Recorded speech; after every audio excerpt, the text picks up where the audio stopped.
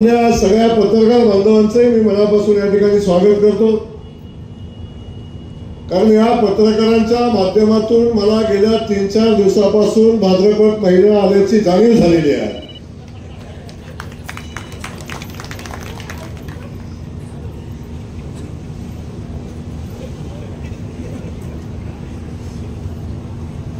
मी गेल्या 5-7 दिवसापासून बघतोय पाठीमागच्या भाद्रपद महिन्यामध्ये सापडलेले गडी आता पुन्हा ह्या भाद्रपद महिन्यामध्येच पुन्हा सापडले आणि ते टीव्हीच्या पुढे येऊन चॅनलच्या पुढे येऊन काही भूमिका मांडायला लागले आणि त्यांच्या सगळ्यांच्या भूमिका